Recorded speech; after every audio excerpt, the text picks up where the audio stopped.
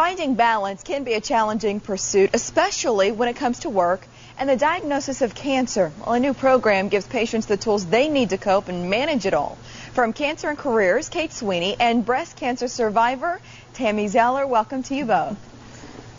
Hi, thank you. Hi, thank you. Yeah, well, Kate, let's start with you. So 1 in 4 employees diagnosed with cancer, what kind of impact does that have on the American workforce? Well, you know, 80% of people who are diagnosed with cancer return to work. So, you know, it's a large number of people that are able to continue to work during and after cancer treatment. So what about priorities? You've got to, after that diagnosis, start deciding how you start looking at things. Health first, right? What do you suggest to patients? Right. Well, you know, in my 10 years of working with on this issue, I hear the same story again and again. The first question that people ask their doctor is, am I going to survive? And the second question is, can I work? So it's really a key issue. And the answer is going to be different for every patient depending on the diagnosis and what they do.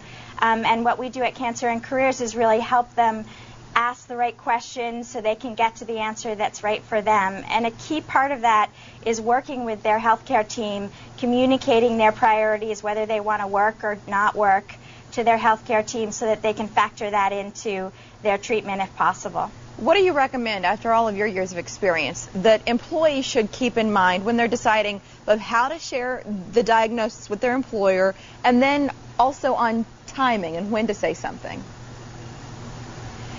Well, the first thing is you want to get as much information as you can from your healthcare team on how your diagnosis and surgery and treatment is going to affect your work and your work schedule, so that when you come to your employer, you'll be able to create an action plan with them together.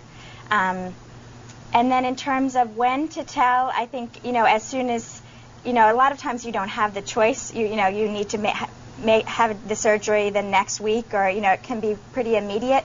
But if you do have the choice, it's best to do it when you have all the information, so that then you can go on and make a plan for how to handle the next steps. Well, Tammy, I referred to you off the top as a survivor because a lot of people say from day one you become a survivor. Do you care to share part of your story and explain where you are in your journey right now? Sure. I'm actually cancer-free, so that's a very wonderful celebration. I got that on Tuesday from my oncologist. But just like Kate said, I got it. It was very immediate. You know, I found out on October 11th, 2008, and then I had a double mastectomy October 24th, 2008. So just, you know, very immediate. And so I had the double mastectomy. Then I went through 20 rounds of chemo, and then 6 weeks of daily radiation, and then 4 months of oral chemotherapy, which was in the form of Xeloda.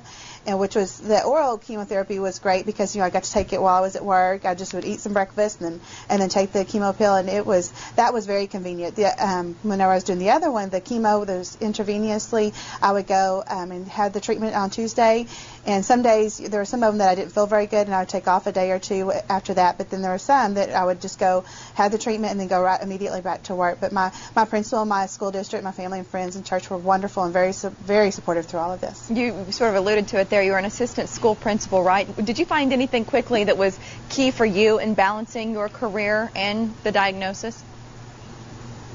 Well, definitely. I mean, working with school and with children, you know, you have to have a good positive attitude, and that's really just with anybody. You know, if it's a very scary diagnosis whenever you first get it, but you know, if you have a good attitude, a positive attitude, you know, my principal's thing that we came up with was fake it till you feel it. You know, I didn't feel like, you know, working some days, but I did, and I just kept feeling it, and eventually faking it, and I eventually started feeling better. Oh, that's so neat. Kate, I know you do seminars as well. Is there anywhere people can go to learn more about you or the seminars?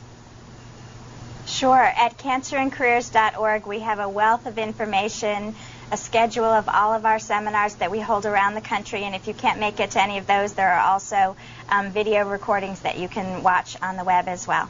We appreciate both of your time and continued good health. Thank you. Thank you. Well, thank you, Mary. Shout Weekly is on Facebook. You'll find them by searching Shout Omaha. You'll find us on Facebook at Morning Blend Omaha. Mary and I are also on Twitter. It's all a fun way to stay connected to the show.